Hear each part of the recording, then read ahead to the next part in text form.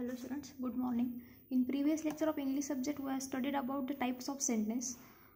We have seen there are 4 types of sentence. First was the assertive sentence, second was imperative sentence, third was exclamatory sentence and fourth was interrogative sentence. त्यामध्ये आपण first type जो होता assertive किंवा declarative sentence हा आपण डिटेलमध्ये study केला. assertive sentence कशाला म्हणतात, तिथे काय काय मेन्शन केलेलं असतं, त्याचे एक्झाम्पल्स आपण बघितले. त्याच्या अजून काही एक्झाम्पल्स आपण बघूया. सपोज आपण पहिला एक्झाम्पल बघितलं होतं, Madurai is a temple city, ज्याच्यामध्ये फॅक्ट दाखवलेली होती, जे वास्तव आहे ते त्या स्टेटमेंटमध्ये दाखवलं होतं, म्हणून ते डिक्लेरेटिव्ह सेंटेन्स होतं. एखादी गोष्ट ती डिक्लेअर केलेली होती म्हणून ते डिक्लेरेटिव्ह किंवा असर्टिव्ह सेंटेन्स होतं. त्यानंतर सेकंड एक्झाम्पल बघितलं होतं आपण, Gandhiji is a father of our nation. Gandhiji हे आपल्या नेशनचे राष्ट्रपिता आहेत, हे आपण तिथे बघितलं होतं. त्यानंतर तिथे सुद्धा आपण जी फॅक्ट आहे, ठीक आहे, ही घडून गेलेली जरी गोष्ट असली तरी पण ती आजपर्यंत तशीच आहे, त्याच्यामध्ये कुठलाही बदल झालेला नाही आहे किंवा होणार नाही आहे, म्हणून हे सुद्धा एक स्टेटमेंट होतं, डिक्लेरेटिव्ह सेंटेन्स होतं, असर्टिव्ह सेंटेन्स होतं. त्यानंतर पुढचं एक्झाम्पल आपण बघूया.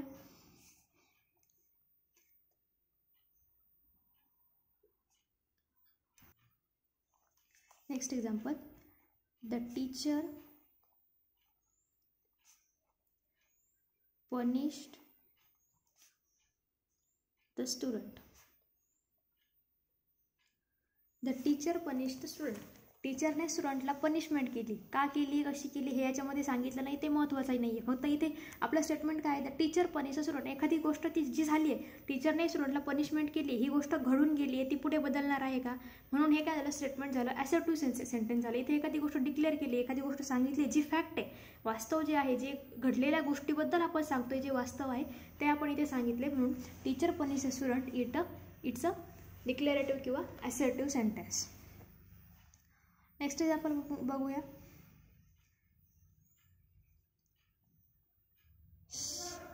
She is the captain of this team. She is the captain of this team.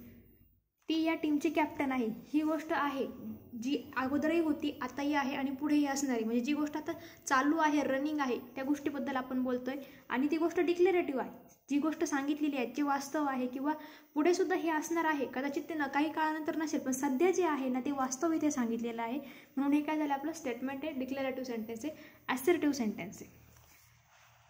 त्यानंतर पुढे आपण सेकंड टाईप बघूया सेंटेन्सचा. सेकंड टाईप आपला होता इम्पेरेटिव्ह सेंटेन्स.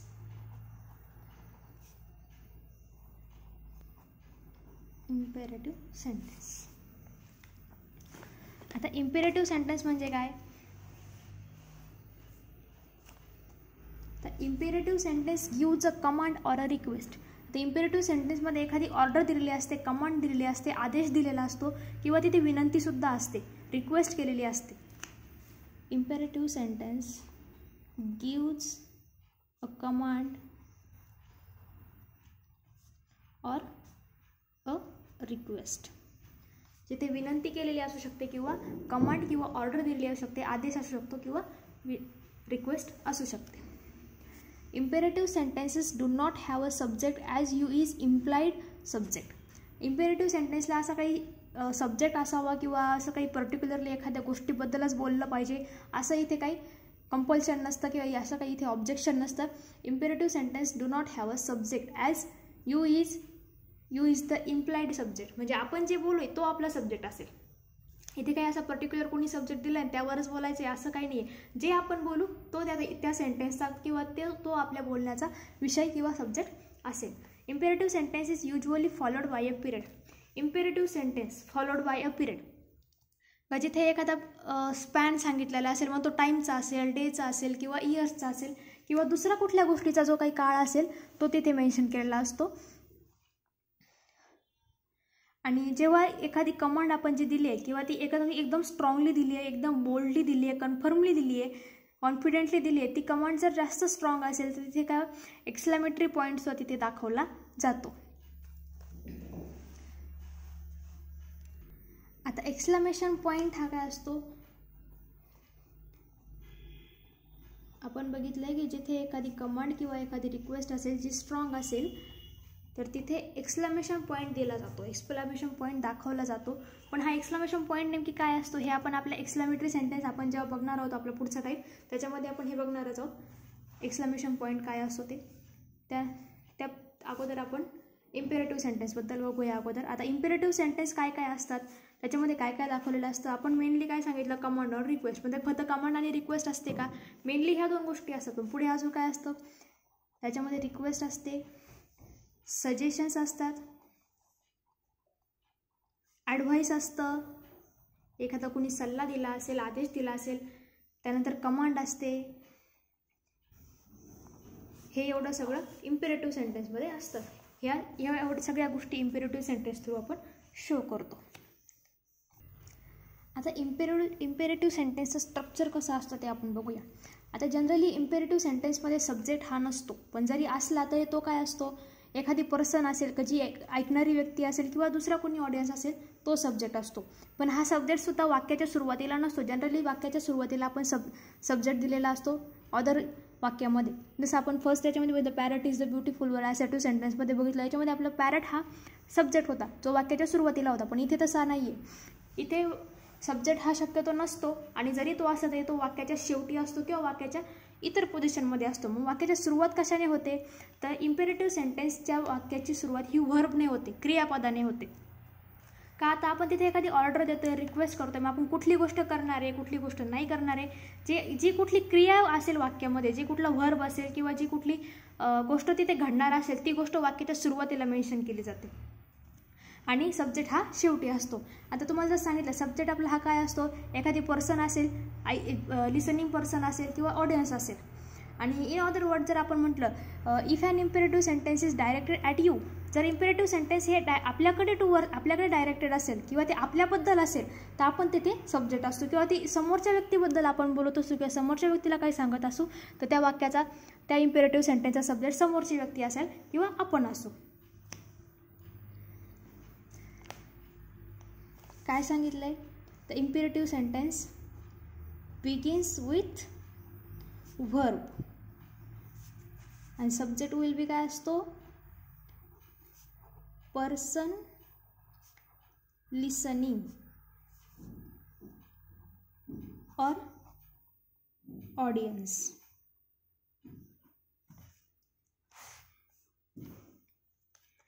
त्यानंतर आपण दुसरं एक महत्त्वाचं काय बघितलं, if imperative sentence directed at you then you are the subject of that sentence.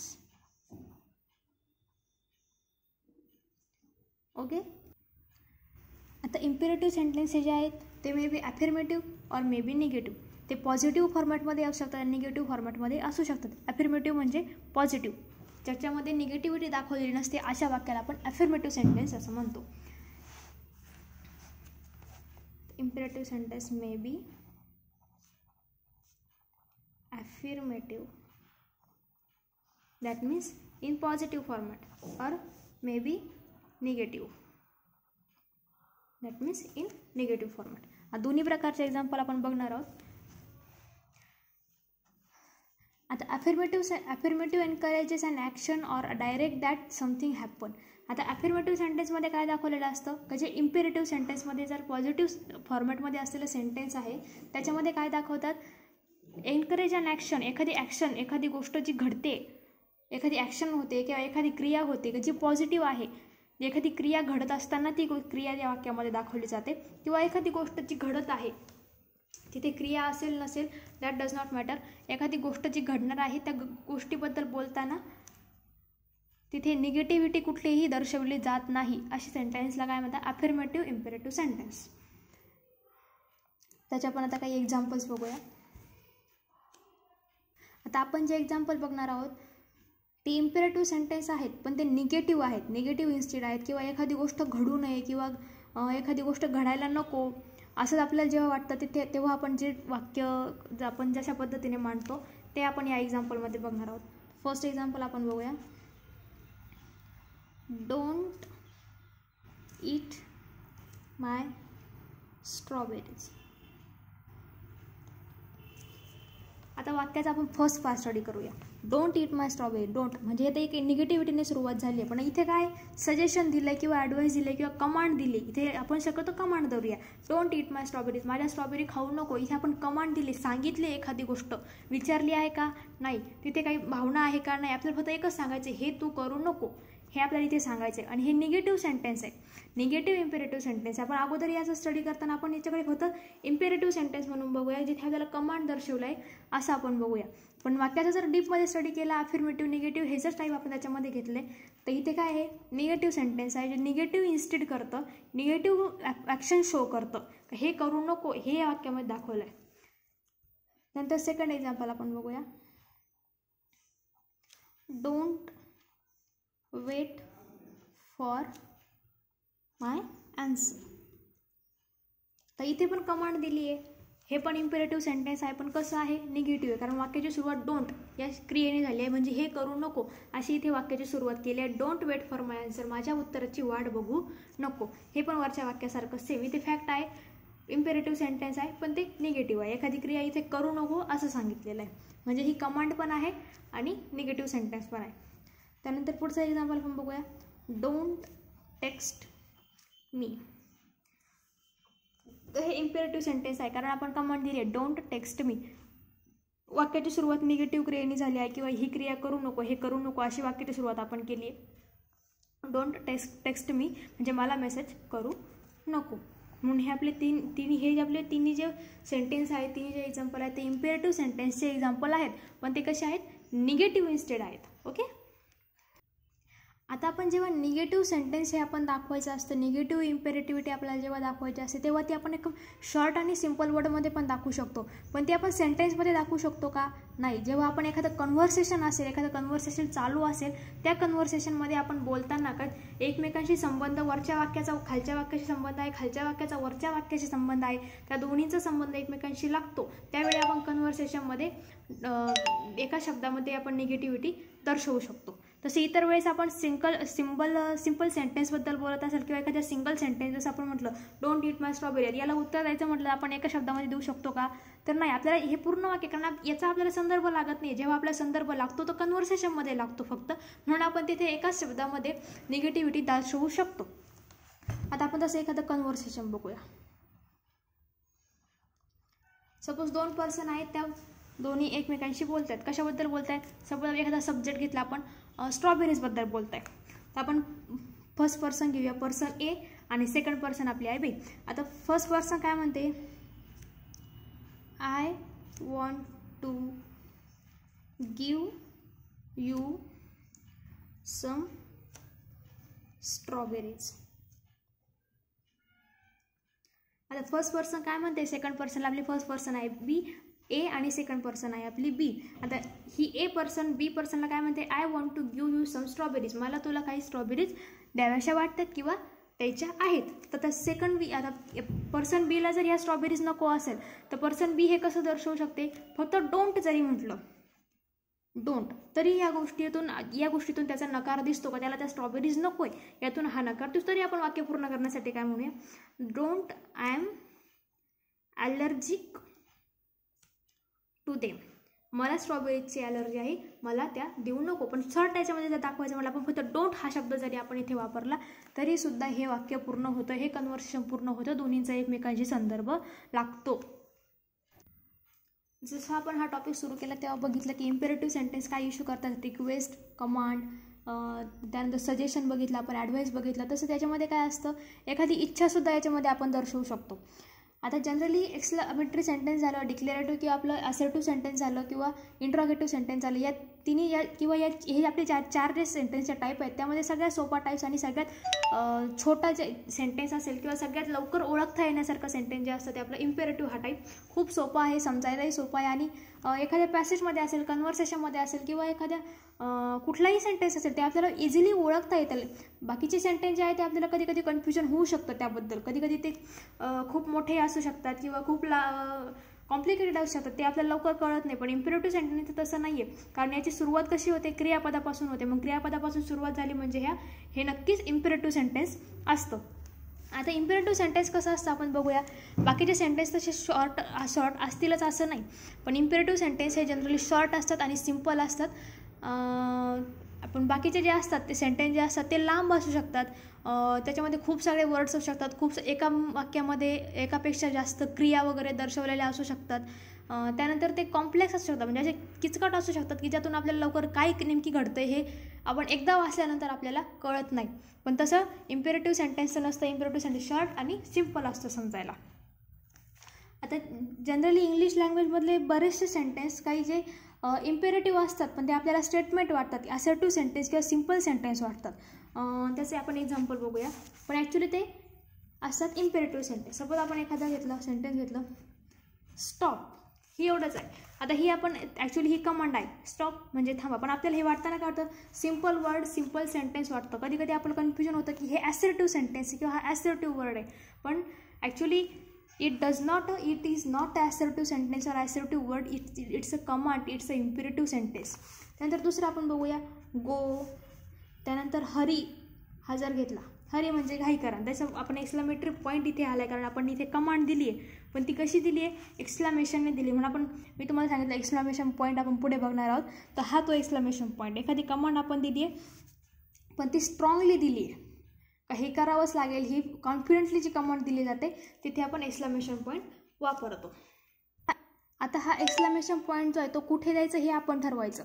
Suppose आपण एखादं सेंटेन्स लिहितोय, त्याच्यामध्ये आता आपली स्ट्रेंथ किती आहे, स्ट्रेंथ ऑफ इमोशन किती आहे, तिथे फिलिंग्स किती स्ट्रॉंग आहे, याच्यानुसार आपण ठरवायचं की एक्सक्लेमेशन पंक्च्युएट कुठे करायचा. इम्पेरेटिव्ह सेंटेन्समध्ये सगळ्या सेंटेन्समध्ये केला पाहिजे, केला जातो असं नाही आहे. तिथे स्ट्रॉंग कमांड असते, स्ट्रॉंग रिक्वेस्ट असते, स्ट्रॉंग ऑर्डर असते, ह्या ज्या त्या सेंटेन्सच्या स्ट्रेंथवर ते ठरलेलं असतं. आता इम्पेरेटिव्ह सेंटेन्सचे पण काही सब टाईप्स आहेत, ते आपण बघूया. टाईप्स ऑफ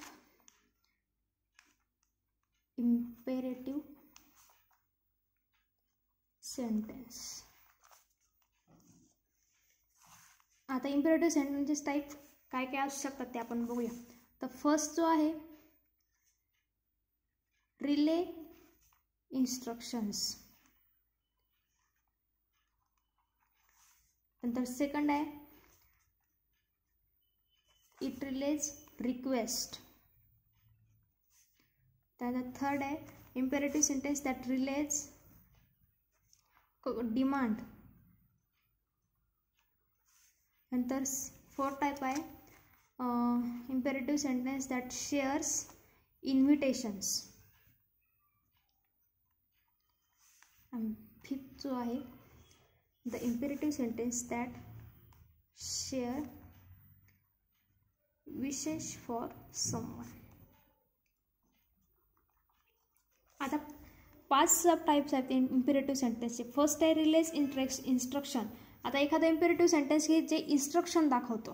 त्यानंतर सेकंड जो होता release request, the imperative sentence that release a request, जे विनंती दाखवतो. थर्ड जे आहे ते रिलेज डिमांड, जिथे डिमांड दाखवतं किंवा एखादी गोष्ट आपल्याला पाहिजे, एखादी मागणी आहे ते इथे दाखवतं. त्यानंतर फोर्थ जे आहे आपलं शेअर्स इन्व्हिटेशन्स. आता एखादं निमंत्रण आहे, इन्व्हिटेशन्स आहे किंवा आपल्याला कोणाला तरी इन्व्हाइट करायचं आहे, कोणाला तरी आपल्याकडे बोलवायचं आहे, ते इन्व्हिटेशन्स दाखवतं, ते आहे आपलं इन्व्हिटेशन इम्पेरेटिव्ह सेंटेन्स. त्यानंतर आपलं शेवटचं जे होतं फिफ्थ होतं दॅट शेअर्स विशेष फॉर समवन. आपण कोणाला तरी शुभेच्छा देणार असतो, हे सुद्धा इम्पेरेटिव्ह सेंटेन्समधून दाखवलं जातं. आता हे जे आपण 5 टाईप्स आपण जे बघणार आहोत ते आपण नेक्स्ट लेक्चरला डिटेलमध्ये बघूया. त्याचे एक्झाम्पल्स आपण बघूया, कुठले सेंटेन्स कसे वापरायचे, कुठे कुठे वापरतात, कसं वापरतात. आता नक्की इन्स्ट्रक्शन, रिक्वेस्ट, डिमांड याच्यामध्ये फरक कसा ओळखायचा हे आपण नेक्स्ट लेक्चरला बघूया.